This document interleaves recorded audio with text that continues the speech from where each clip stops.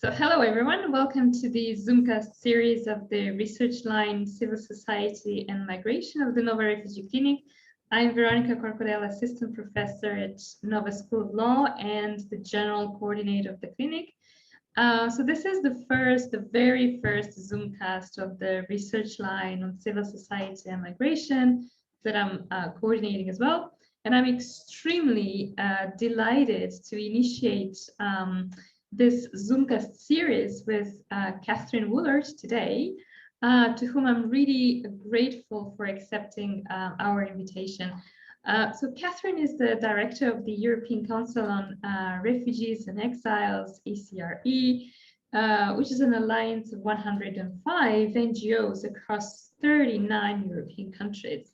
Catherine, I'm very pleased to welcome you today. Thank you for being here with us.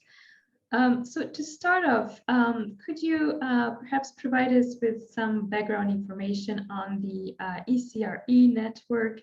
How was it founded and with what objective? So ECRE was founded back in 1974, which makes it as old as I am. And it was founded by organizations who were working on respect and for and defense of the Refugee Convention of 51 in Europe at that time in the 1970s. So at that time, as you can imagine, people fleeing to Europe were political dissidents, for instance, exiles from the Soviet Union and linked countries, those engaged in decolonization struggles, and those fleeing state repression under dictatorships and fleeing conflict. So the founding organizations wanted to work collectively to defend the rights of refugees in Europe. Since then, ECRE has grown. It's grown in terms of its geographic scope, in terms of the number of members, and in terms of its coverage.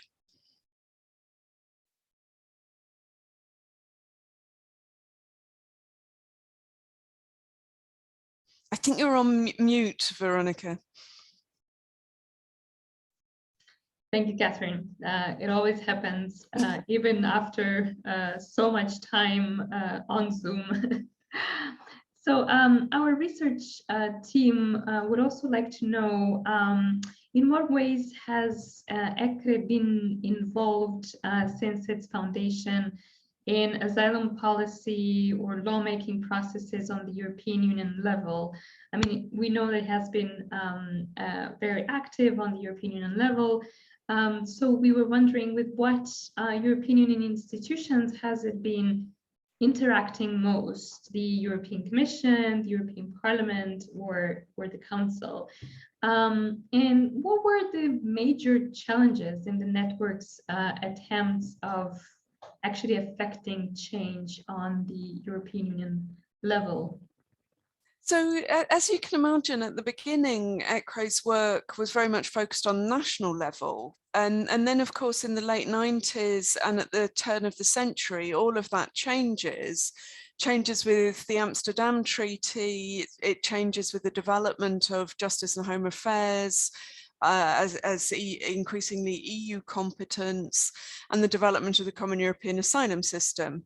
And from the beginning, ECRE has been focused on that emerging area of EU law. As asylum has been integrated into the EU's legal order, ECRE has been there commentating, analysing, and seeking to influence.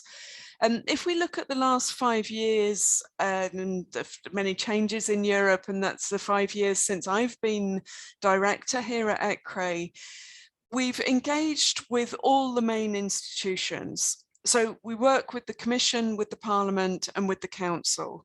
We have very different relationships with all three. So with the Commission, things work quite well at working level. Commission is particularly interested in our analysis and our evidence about what's happening in asylum systems. So for instance, the AIDA database, which we manage, is used as a resource by the European Commission. And indeed it's part funded by the European Commission, which I think indicates how useful they find it. Unfortunately, in recent years, to some extent before, but particularly in recent years, we have a very different view when it comes to EU response on questions of asylum and migration and what should be the EU's priorities. And we're quite critical of the political strategy developed by the Commission.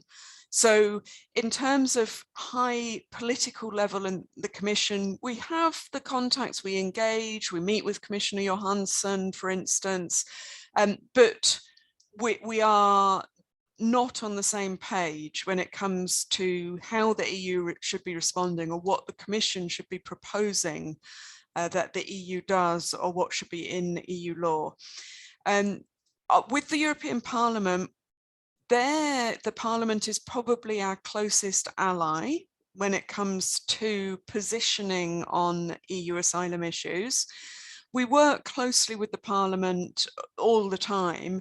In particular, we work with the 4 progressive political groups in the European Parliament. So with GUE, the left, with S&D, the centre-left, with the Greens, and with Renew. And recently, and indeed since 2016, a lot of the engagement with Parliament has been on the legislative reform proposals. And there we're engaging with the Parliament in its capacity as co-legislator.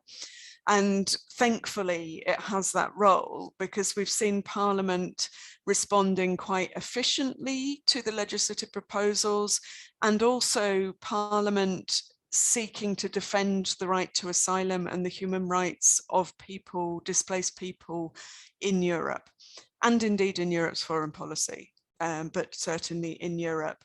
So we find more common ground, and that is reflected, for instance, in Parliament being more willing to take on board some of ECRE's recommended amendments to the legislation, and multiple other ways in which we engage with parliamentarians.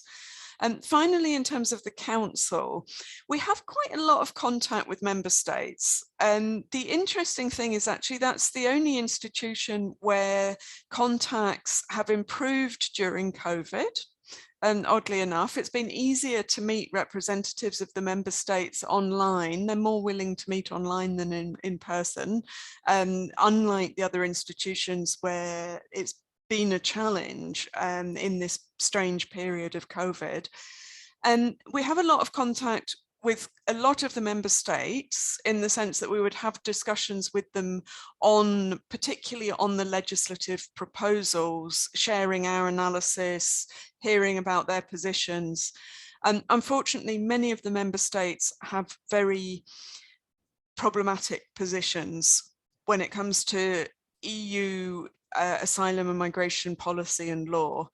So we don't find as much common ground. And in addition, the debate at the Council and then the collective positioning of the Council, of Justice and Home Affairs Council, is increasingly worrying. And at times the debate itself is alarming even.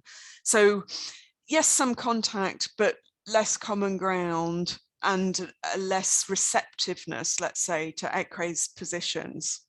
I should add, we also have close contact with EASO, soon to be the EU Asylum Agency, where we have a strong working relationship. And we also engage with the Luxembourg Court as an institution. Of course, we don't have standing, but we support legal cases there in other ways. And would also engage with, let's say, the watchdog institutions, the Court of Auditors, and the Ombudsperson's Office.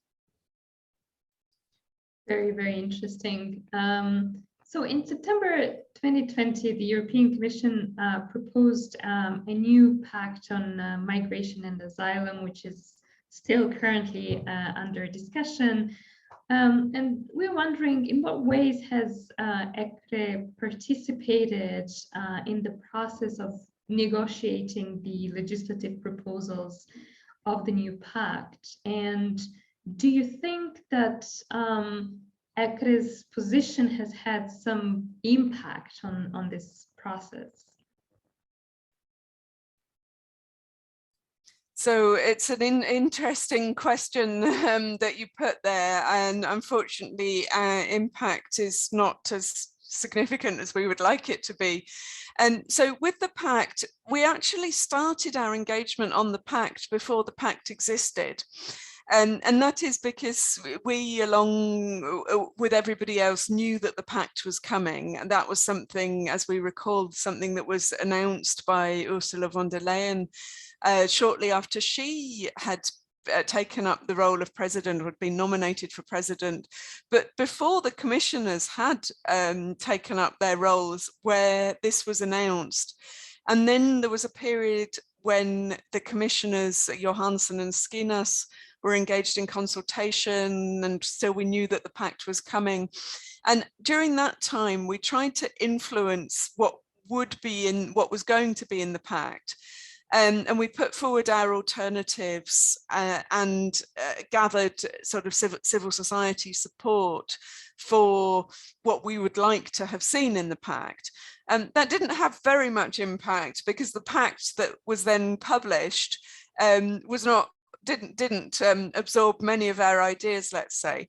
So when the Pact was published in September 2020, we responded in, I would say, 3 different ways. The first was to respond very quickly with a public statement with our headline analysis, let's say, the main points when we had looked at and examined the Pact and all the proposals within it. And that was in the form of a statement that in the end, I think over 100 NGOs ultimately signed up to, and many joined quickly, and we published that sort of week and a half after the Pact was launched. And that was quite critical, because we were concerned with the content in the Pact. We then went into a longer, more detailed stage where we analysed the legislative proposals that were part of the Pact, and we published ECRE comments papers. And these are papers that we publish that are basically legal analysis of legislative proposals. So we look at what is being proposed, how those proposals change the legal framework, and then we propose amendments, actually looking at the text and suggesting new wording and amendments that we hope the co-legislators would then adopt, so that the text would be amended in the way that we propose. So we prepared those comments papers on all the key legislative proposals, and that was quite an effort. That took us a few months to have them all out.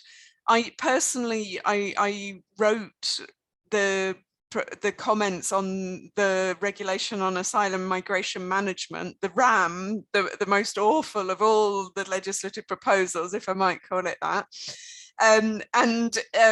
That is quite intense work, let's say. And then the third element was sort of engaging in the political debate about the Pact, and that we did shortly after its launch, and we've continued to do that while the Pact remains on the table, let's say.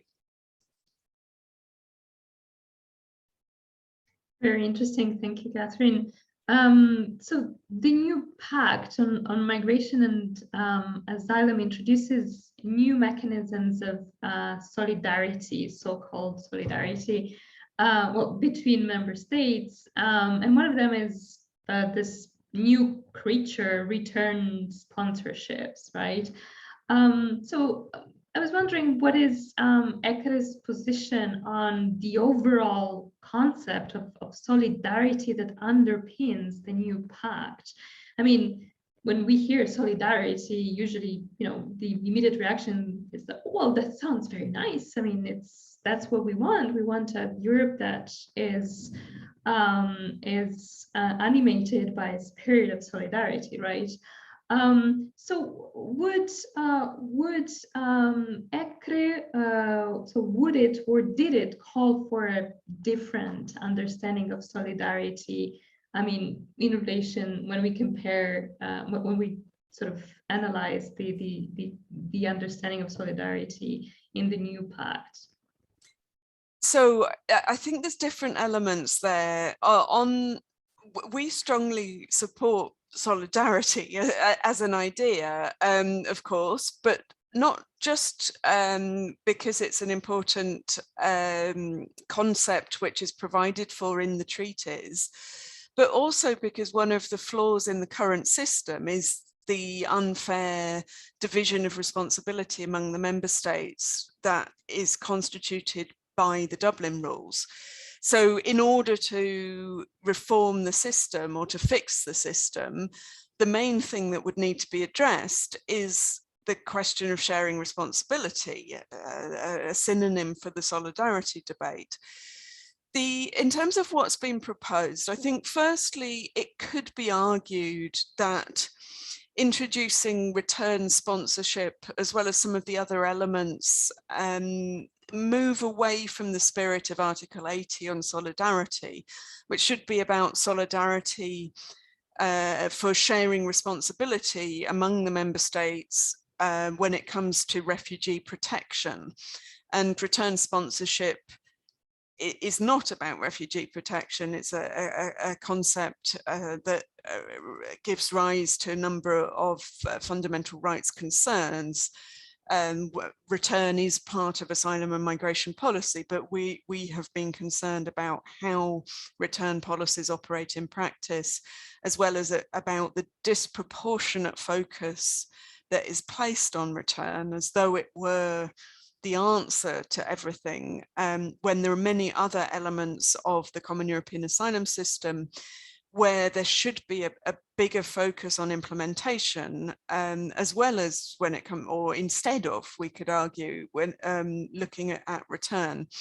And those other elements of compliance and implementation are often ignored. So there's a question about whether this is really what should be intended by solidarity.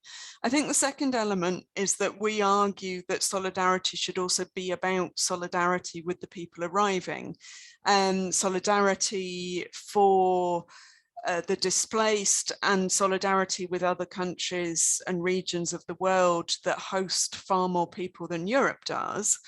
And none of that is set out in Article 80, but of course it's the spirit of the Refugee Convention, and it's part of the Global Compact on Refugees, for instance, that it is that continues with that idea of trying to have globally fair sharing of responsibility.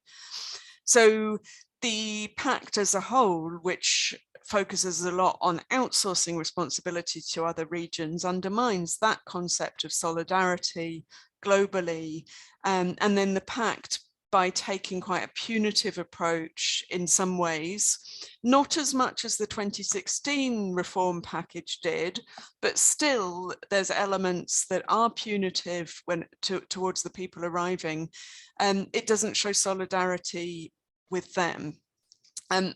However, I would say the main problem, those are just, let's say additional secondary problems, but the main problem is that the Pact continues the approach that we saw in the Dublin IV proposal, where the basic rules on responsibility sharing remain the same as under Dublin III.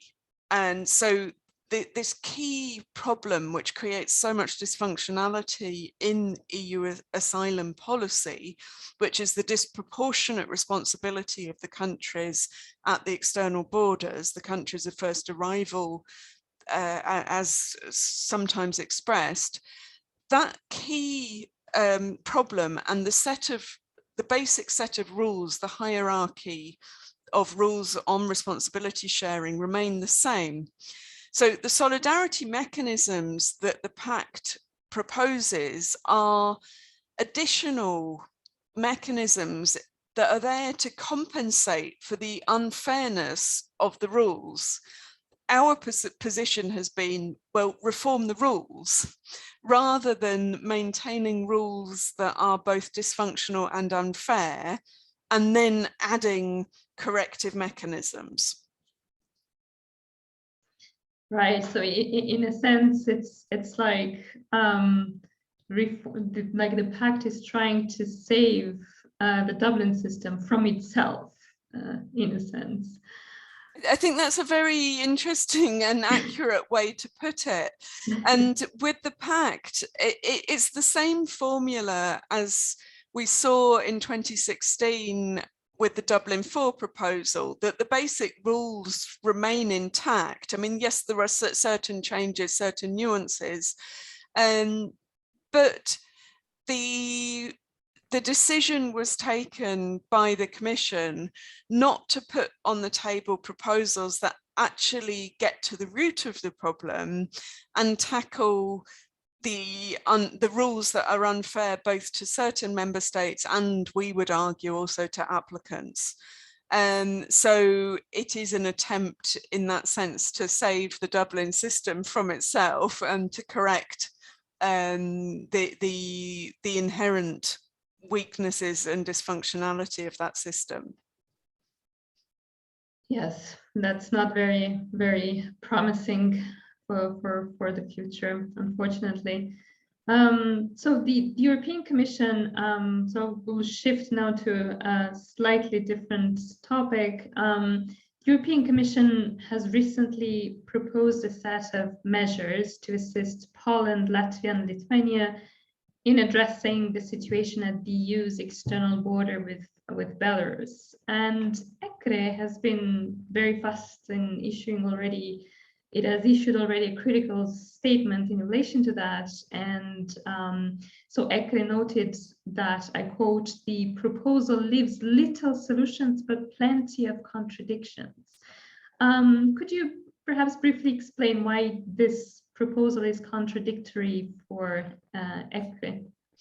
So we identified 3 contradictions in the approach that the proposal embodies. The first is the idea of giving member states what they want, but not giving them what they want. So one of the challenges we've faced in recent years, and this goes back to one of your first questions about working with the different institutions, when we work with the Commission, one of the challenges going back 5 or 6 years is that the Commission has adopted a strategy which is based on doing what the member states want. So rather than maintaining its role as the defender of the treaties, which is the role that it should be playing according to EU primary legislation, the Commission puts forward proposals and allocates resources and shapes strategy based on doing what the member states want. And first of all, it's, in our view, it's not the Commission's role to do what the member states want. But then there's also this contradiction, because they put forward things that are supposed to be what the member states are asking, but the member states don't actually want them anyway. So we see with these proposals that as soon as they're published, the 3 member states that are supposed to benefit have made it clear that they don't actually want these proposals. And similarly, the 2016 reform proposals, this was supposed to be in response to what the member states want, but the member states then said, well, we didn't want this massive pile of legislation that doesn't really resolve the problems. Similarly with the Pact, the whole idea of the Pact is based on the consultation with the member states and doing what the member states want. And so we argue in this case that rather than getting caught up in this particular contradiction, it would be better to start at a higher level, to go in with something that is a defence of the treaties, a defence of asylum in Europe. And if the member states object, then standards may be lowered in the negotiations, but don't start at the lowest point, because that is supposedly what the member states want. A second contradiction is this effort to try to save asylum by restricting asylum. And we see in the proposal the idea that people who enter the EU at the border from Belarus will be contained basically in detention centres at the border, and that the member states concerned will be allowed to derogate from a number of key provisions in EU asylum law. So one of the inherent contradictions is that you restrict asylum rather than defending it. You make it harder to claim asylum, and you make it less likely that people who need it receive protection. But there's also another problem here, which is the idea that member states will actually allow people to enter if those people are then put into border detention centres. And this is the same model that's proposed in the Pact, which focuses a lot on border detention. And in our view, the opposite is true. If member states are forced or encouraged in this case, but under the Pact obliged, to contain people in border detention centres, they're actually more likely to engage in pushbacks and less likely to allow access to territory, because they don't want to have this border infrastructure, which is incredibly controversial for local populations and resource intensive, and particularly when it's not just about detention instead of proper reception, it's also about border asylum procedures. And that means you also need judicial infrastructure at the border, because you're running an asylum procedure there. So actually, it's not a key to convincing member states to stop doing pushbacks. It's the opposite. And if we look at the experience in Greece, we can see this. Greece has that model by virtue of the EU-Turkey deal, and it doesn't stop Greece from engaging in illegal pushbacks. It's actually making it much more likely that they do that because of the multiple controversies and challenges attached to the border detention model. And the final contradiction that I would mention is that here, again, there's an attempt to resolve political conflicts through legal proposals, through legislation, through using legal means to tackle political problems. At the same time, there is very little being done to ensure compliance with law that exists. And we see this as a contradiction, because you can't propose legal solutions while at the same time you ignore violations, flagrant violations of EU asylum law and ongoing non-compliance and lack of implementation, which are slightly different problematic elements, depending on, a violation is where there's a deliberate decision to do something that is against the law, whereas in some cases a lack of compliance or a lack of implementation may be down to lack of resources, for instance. It's less pernicious, let's say.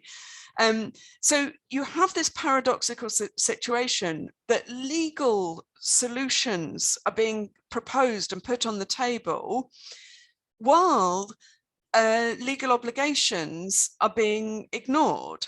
And we argue, instead of putting forward legislative reform proposals, focus on compliance with the existing law.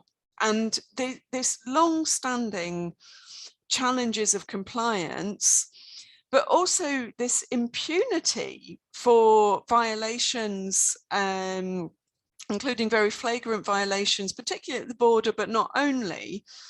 All of those issues are the reasons why things are not working.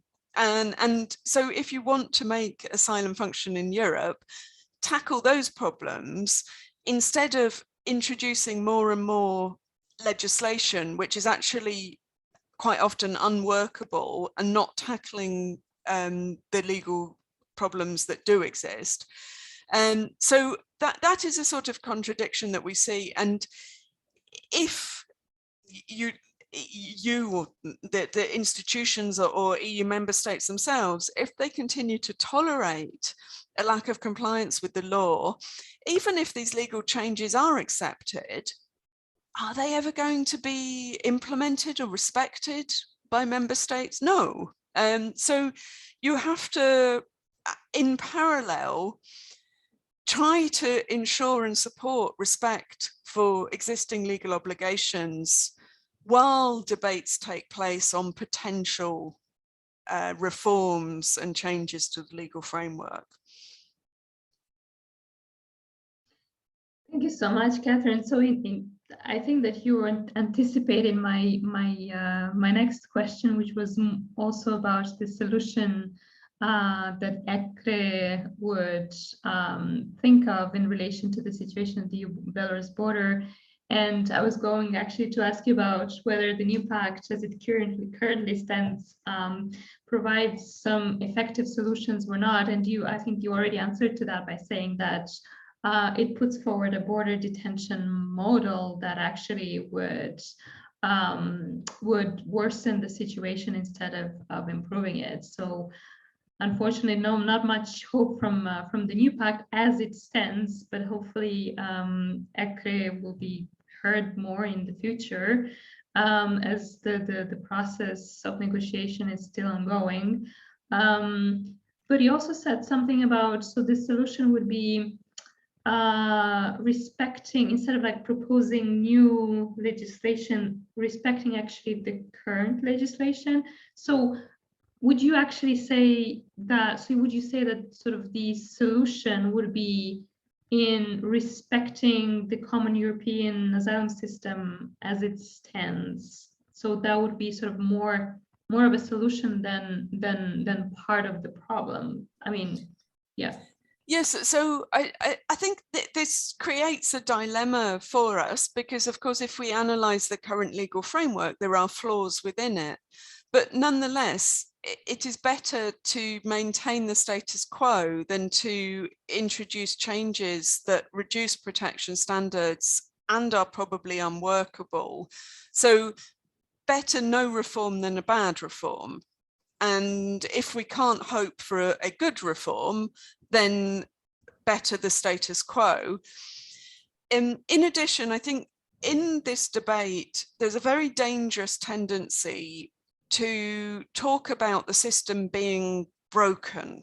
We hear this from the Commission frequently, from other EU leaders and from certain actors and organizations that should know better.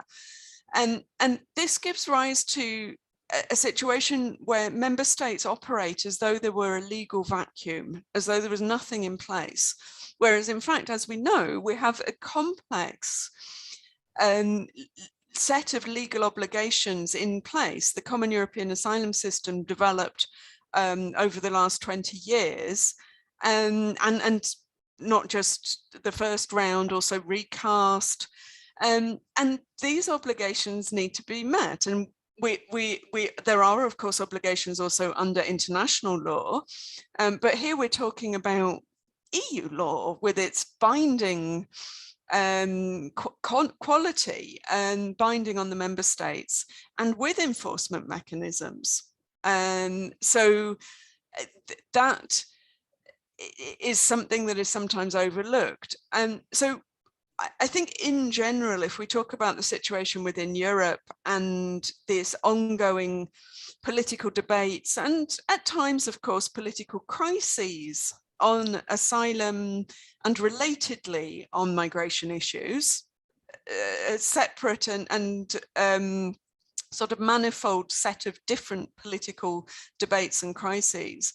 But if we talk about our alternative to the status quo and to some of the reform proposals, we would start by saying, well, make asylum function in Europe, support functioning asylum systems. That's perfectly feasible. The numbers of people arriving in Europe are relatively small, even though we would not think that when we hear some of the political commentary on this or some of the media reports on it, but the numbers are manageable. And there are many elements of the system where there is solid law in place. It's just a question of filling the implementation gaps that exist. So for instance, reception. In some member states, the reception conditions are appalling for different reasons. So we would say, well, fill that gap. Make sure that reception conditions meet the standards that are laid down in the Common European Asylum System and also backed up by jurisprudence. And so there's a whole set of implementation gaps to make asylum function in Europe. And then beyond that, there's a whole set of flanking measures that would also be an alternative to trying to stop everybody arriving, other unrealistic and at times inhumane proposals that we hear. So for instance, safe and legal routes so that people can arrive in Europe safely is recommended by everybody. That's for those who need protection, but we also need legal migration for other categories of migrants who do sometimes come into the asylum channel, and there would be other ways to offer people that chance to come to Europe if they're not in need of protection. And then we see things like inclusion of those in Europe through rights, respect, regularization, and then the use of foreign policy to try to tackle the causes of displacement instead of trying to divert foreign policy to be used as a way to prevent people from moving and from eventually coming to Europe. So there's a whole set of different measures that can be put in place, and that would help try and move away from this constant sense of crisis in this area, but also from the conclusion that the only way to deal with this is to prevent people from arriving, which has been essentially the EU strategy since 2016. Unfortunately, in terms of the Belarus situation, I mean, this is a highly tense political and security conflict. So from our side, we certainly condemn without question the actions of Belarus and its allies, who must be behind this as well, because it's not that Belarus has the reach to be organizing all of these things. So that goes without question. On the other hand, we're highly concerned about the response of the EU member states affected and of the EU as a whole. And there were alternatives. I mean, keep asylum functioning in such a context because the numbers are manageable. They're much higher numbers than particular countries have managed in that region in recent years, but they're much lower numbers than a lot of other member states deal with. And the way to make that manageable is use of EU funding. There's a huge amount of EU emergency funding that can be used. Deployment of EASO, currently operating Lithuania and Latvia, managed to deploy very quickly, supporting the asylum systems in question. Solidarity of other member states, accepting people through relocation, which is an important solidarity mechanism, unlike some of the others that we discussed. And also, let's say, diplomatic démarche, and pressure on Belarus, absolutely, but not this approach based on pushbacks and violent denial of access at the border. In addition, in the short term, allowing humanitarian access is just a basic element of the response. And the fact that humanitarian access is being denied from the Polish side is something I find extraordinary, because if you look at humanitarian situations globally, it's possible to negotiate humanitarian access with even the most awful regimes and most damaging actors, let's say, warlords and so on. And yet here on the edge of Europe, it's not been possible. And in addition, we've also seen the repression of civil society, the media, lawyers, being threatened when they have tried to respond and support people arriving. And so some very basic things have been missing. Nonetheless, even in that context, we've seen strong mobilization. So for instance, of the churches within the no-go areas and elsewhere where people, institutions have been able to operate. And so on that situation and the situation in general, it's always possible to find alternatives that allow for managing the situation and respecting the right to asylum. Thank you so much, Catherine. I could not agree more with you. It's actually more or less what I tell to my students in my class on European migration law. Well, this idea that, well, numbers are actually manageable, and a lot of EU funding is going actually not in the right direction.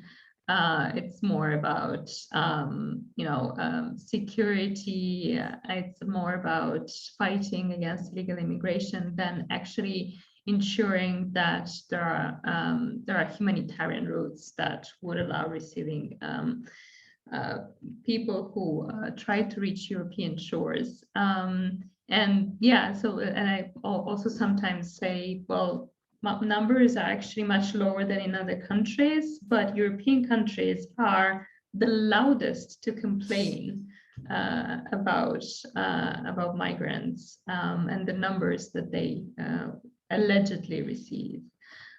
So I think very unfortunately, I mean, as you say, that there's all the reasons why it is manageable. I think this has become, and perhaps it always was, a political debate that's not based on evidence and reason. It's one that gets very quickly caught up in all kinds of absurd and at times myth-based discussion.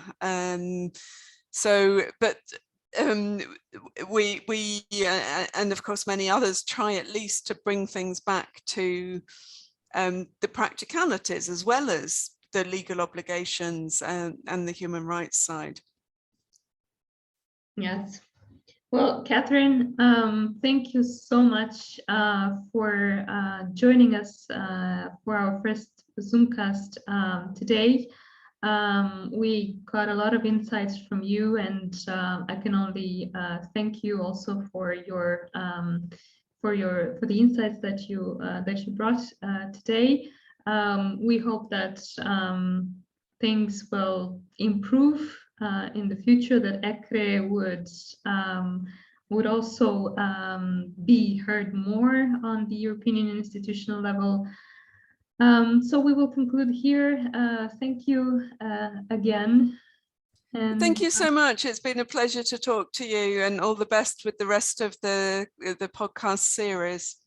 Thank you so much. Thanks.